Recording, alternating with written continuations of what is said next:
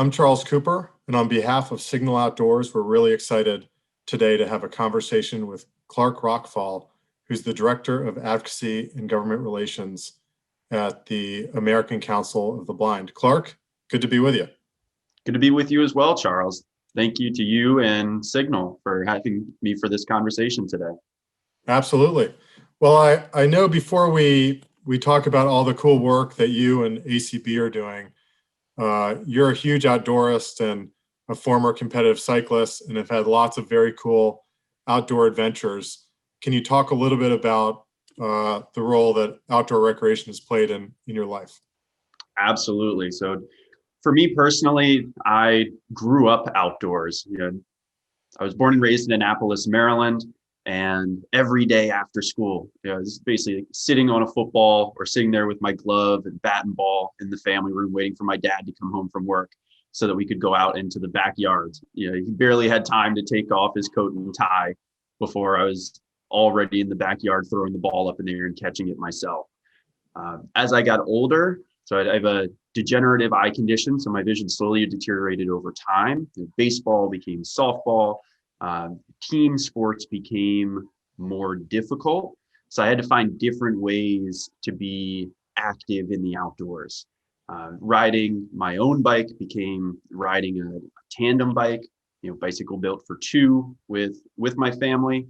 And I took up wrestling in high school because wrestling was one of the few sports that I knew about at the time that had adaptive rules for visually impaired athletes. That progressed from my childhood into my adult life when I discovered the U.S. Association of Blind Athletes and the Paralympic Games. So the Paralympic Games are parallel to the Olympics for athletes with physical disabilities. And that's when I started to pursue tandem cycling, not just recreationally, but competitively. And I got to tell you what, Charles, being outdoors, but also having a competitive outlet, it was great for me academically, professionally, just personal development wise. There's nothing like pushing yourself to the limit, being part of a team, figuring out how to problem solve, developing grit and determination to achieve a goal.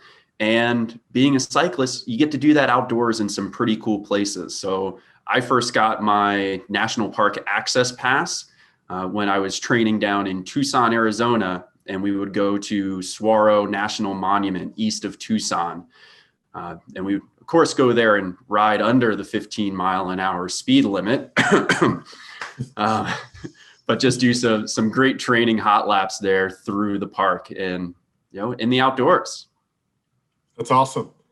And nowadays, I assume you're not competitive cycling all over the world. So what's the outdoor adventure you spend most time doing around Maryland? Sure. So like you said, grew up in Maryland, now live in Alexandria, Virginia. So, some of my favorite outdoor hobbies now include paddleboarding, whether that's in the rivers, streams, and the Chesapeake, all around the DMV area, and trying to get out on as many trails as possible, whether that's Roosevelt Island, right off the shore of the Potomac in Virginia, or getting out to some of our local national forests, as well as national parks like the George Washington National Forest or Shenandoah. And before we even started this conversation, Charles, I was mentioning that my wife and I are coming up on our 2-year wedding anniversary. We actually got engaged during the solar eclipse of 2017, just outside of Great Smokies National Park down in Tennessee. That's awesome. Yeah. Well, it makes me think that maybe we should have done this discussion out hiking on a trail instead of virtually on the computer. But tell me a little bit about the awesome work that you're doing with the American Council of the Blind. I know they're doing amazing things. Can you tell us a little bit about ACB's mission and the role ACB is playing in creating equity and access for people who are blind? Absolutely. So the ACB, the American Council of the Blind, we are a member-driven nationwide organization with a mission to increase the security, independence, equal opportunity and quality of life for people who are blind and visually impaired. So there's a lot going on in that mission statement. So boiling that down, we are a grassroots consumer membership organization.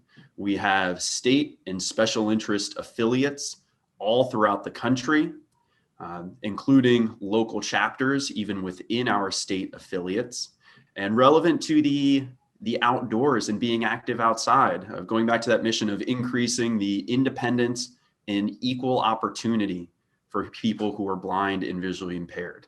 So how do we do that?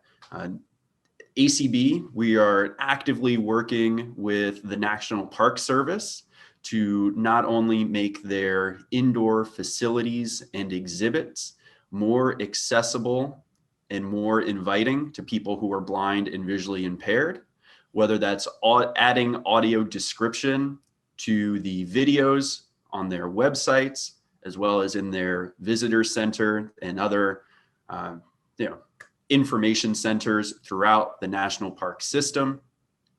We're also working with them to modernize their websites, as well as to describe the uniform park brochures. So every national park has a park brochure. It's all in the same layout and template. And one of the things we're doing is working with the Park Service, including the park rangers and park employees, to provide descriptions for the images, the photographs, and yes, even the maps of the parks or of the specific location.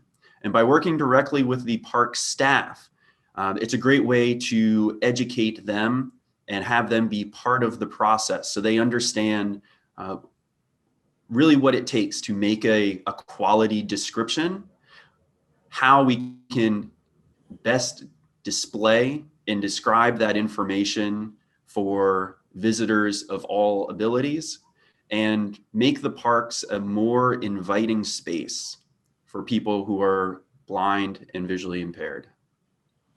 That's great. And I've seen a lot of progress actually made by the Park Service and other federal agencies on trying to create a better experience for people who are blind. So I'm glad you're doing a lot of work on that.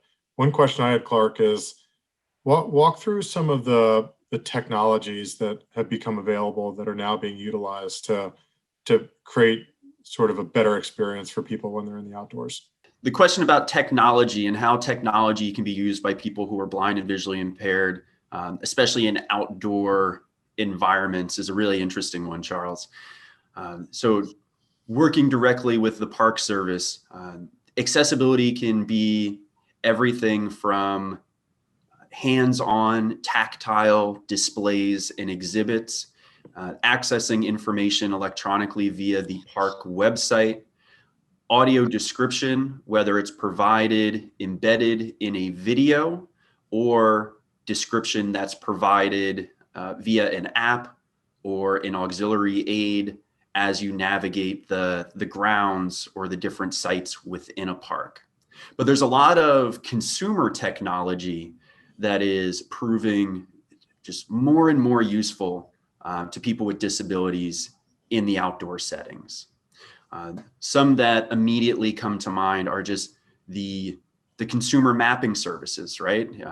You can name a lot of names here, but Apple, Google, things like that, where you can have walking directions, and the walking directions are getting more and more accurate for not only roads, but trails, walking paths, bike paths.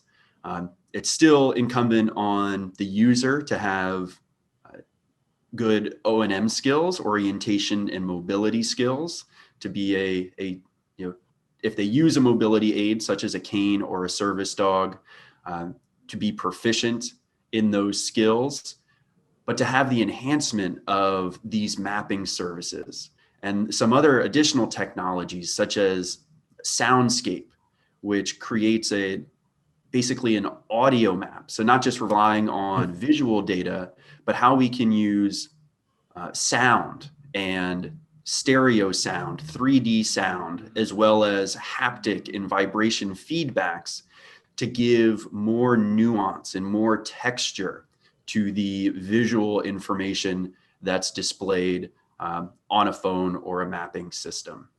In addition to those services, wearable technology is becoming more and more advanced. So not only can we be outdoors and enjoying our surroundings, but we also have some data that we can track our progress. If it's some sort of a fitness challenge, right? Or if we have daily goals, we can stay up to date, up to the minute, up to the step on how well we are doing, not only getting out and exploring the great outdoors, but really taking charge of our own physical fitness and mental well-being, which can really stave off a lot of health conditions that plague the disability communities. That's great, and thanks for walking through that, Clark. That's a really good comprehensive answer, and appreciate sort of learning more and getting more insight around how innovation and technology is helping get more people outdoors. You've been talking a lot about the work you're doing with the federal government, specifically the National Park Service. What's happening beyond the federal government? Are there efforts on the state and local level and other venues for outdoor recreation, similar to what's happening at the federal level, to find more opportunity to create equitable experiences for people who are blind? Charles, there's a lot of work being done at the state and local level to increase accessibility. I'd like to take this opportunity to plug a project of the American Council of the Blind, the Audio Description Project. So your listeners and viewers can visit acb.org/ADP for Audio Description Project. And there we're compiling a list of the parks, museums, theaters, venues that offer audio description and audio described content. Just another way to kind of share the love, right? And spread the word about those state parks, local parks that are offering accessible content for people who are blind, low vision, whether they're ACB members or members of the broader community. At ACB, our members and our state affiliates and local chapters, they're doing a lot of great work with local parks and local governments to make them more accessible. In some ways, they're more accessible than the national parks because they're in our backyard, right? We have high quality wireless coverage in a lot of these local parks. So a lot of those technologies that I was mentioning earlier can be very useful for navigating the local park. But we also need to make sure that how we get to and from the park is accessible as well. So at ACB and our members are working with departments of transportation, state, local, city governments around the nation to improve our transportation infrastructure. And an overlooked aspect of this is, a lot of people think transportation, well, that's your taxis, ride shares, hopefully someday autonomous vehicles and flying helicopters, in addition to your bus and train service, but it's also how you get door to door, right? How do you get to and from that ride share or that bus to that state and local park? And one area that ACB is working, that we've had some recent success, has been expanding the use of accessible pedestrian signals so that people who are blind and low vision can independently navigate their local communities, so that we have access to the information that's always been displayed visually, right? Whether it's back in the olden days, the stop go little sign that would flip out, and now it's either the red hand or the walk stick figure.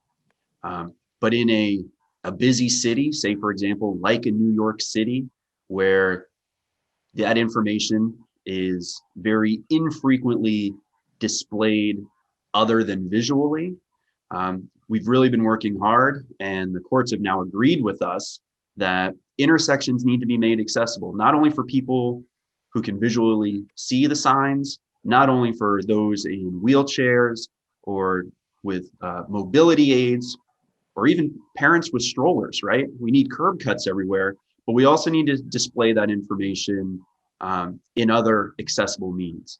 So we're really working hard to expand the availability of accessible pedestrian signals that have audible as well as like vibration, tactile feedback, so that if it is a loud city and you can't hear the signal, or you're somebody who's deaf, hard of hearing, or deaf blind, you can place your hand on the signal and feel the haptic vibration as well.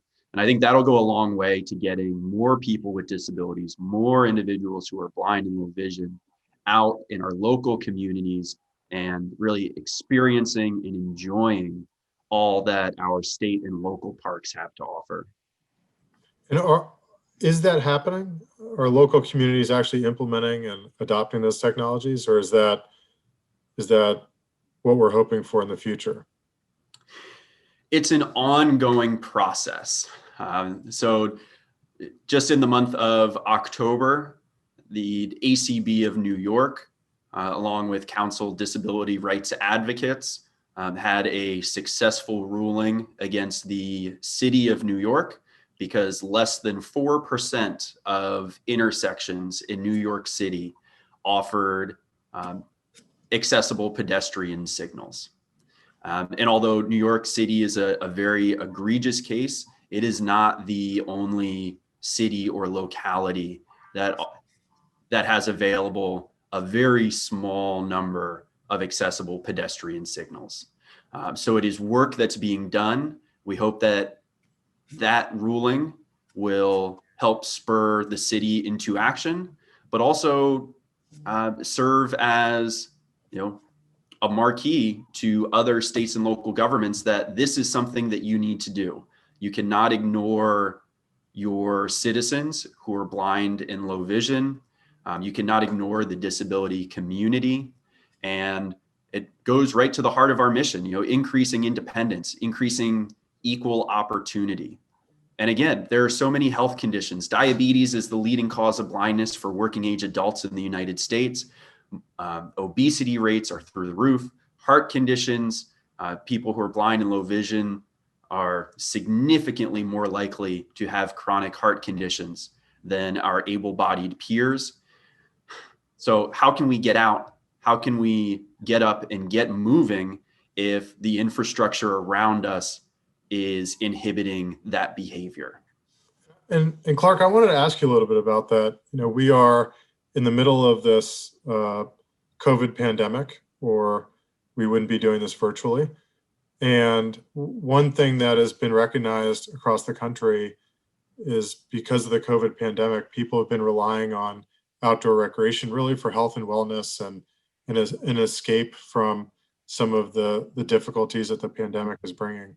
We've seen across the country a real boom in people getting on bikes and hiking on trails and taking their family out for walks, and getting on kayaks and enjoying national parks and local parks as well. I guess my question is, it seems like for people who are blind, COVID would create some additional barriers to some of those health and wellness benefits. Can you talk a little bit about that? Have you analyzed that? What do you understand as sort of the developing problem there? That's a very insightful question, Charles, and I hear you. I know you are a big fan of the outdoors. My wife and I, we've been treating Prince William National Forest, just in Northern Virginia here, kind of as our COVID quarantine playground. And certainly as social distancing and the pandemic has lingered, the parks have certainly become more crowded. And we're very fortunate that in Northern Virginia, we have just a great trail infrastructure, right? All the rail to trail projects that have been done in our area. I mean, we have hundreds of miles of trails interconnecting Virginia, DC, and Maryland.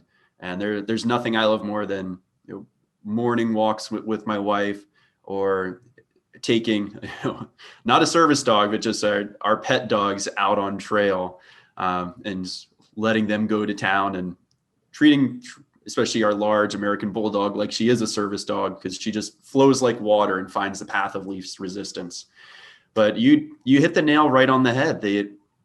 The COVID pandemic has raised a lot of challenges for many individuals with disabilities, especially people who are blind and low vision. Um, the largest number of people who are blind and low vision in the United States are people with age-related vision loss. So already you're elderly, so you could have more severe reactions if you were to contract the virus. For working age adults, as I stated earlier, the primary cause of vision loss for those 25 to 65 is due to diabetic retinopathy. Um, Vision loss related to type 1 and type 2 diabetes. And as we know from our health community and scientific reports and studies, diabetes can be a comorbid condition resulting in more severe infection if you contract the virus. So already with the virus itself, you have conditions resulting in vision loss that make people, underlying health conditions that make people more susceptible to the virus, that may keep them indoors or more isolated. Add on top of that, folks, especially if they're living alone, may have more difficulty getting to stores or doing their shopping.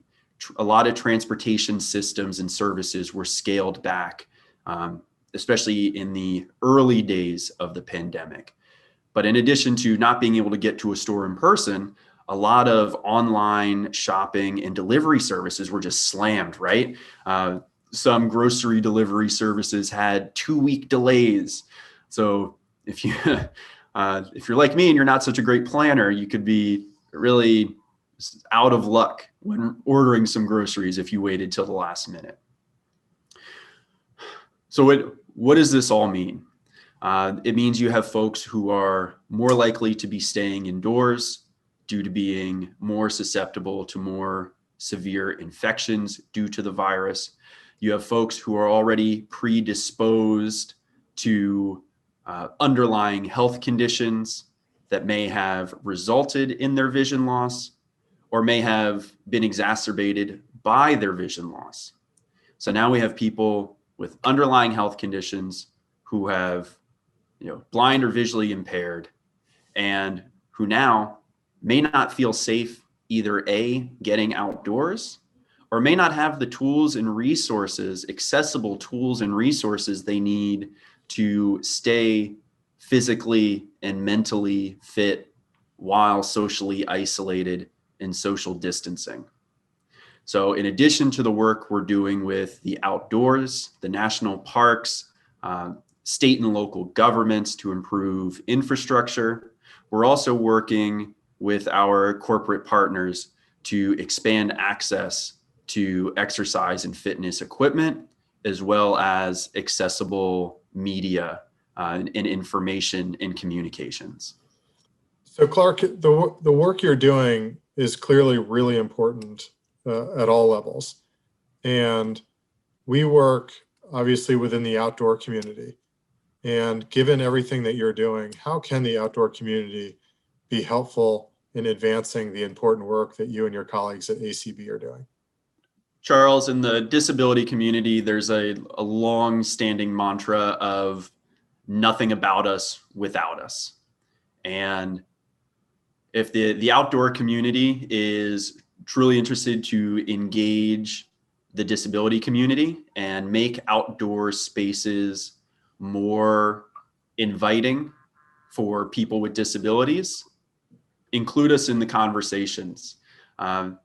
Again, nothing about us without us. In 2021, ACB will be launching a broad health and wellness campaign because the COVID-19 pandemic, the just ever increasing rates of diabetes and diabetic retinopathy, diabetes related vision loss for our community is reaching epidemic proportions. So a challenge from from me and ACB to the outdoor community would be include us in the work that you're doing. Bring us in, have the disability community have a seat or seats at the table so that as you're developing these plans, whether it's increasing the amount of bike lanes and bike paths, multi-use paths and trails, including the disability community in those conversations so that we can all share the outdoors together. Or if it's for companies providing outdoor equipment, gear, information, include us in the conversation about how your digital assets can be made more accessible, or what sort of in-store experience would make, not just the outdoors themselves, but even before we get to that point, make it an enjoyable experience so that more people want to take part in the services that you're providing, as well as experience just the great landscapes and natural beauty and wonder that our nation has to offer. Awesome. Well, Clark, I really appreciate your time. It's clear that you all are doing really great work for the outdoors and for people who are blind and facing vision loss, and really appreciate the conversation and hope next time we can do it out on the trail. Thanks very much. Sounds great, Charles. And thank you. For anyone that wants to learn more about ACB, please visit acb.org. And if you do want to have a conversation, please reach out to the ACB National Office, either myself or others. And the best way to do that is by emailing advocacy@acb.org. Great. Thank you very much, Clark. Thanks, Charles. Have a great day.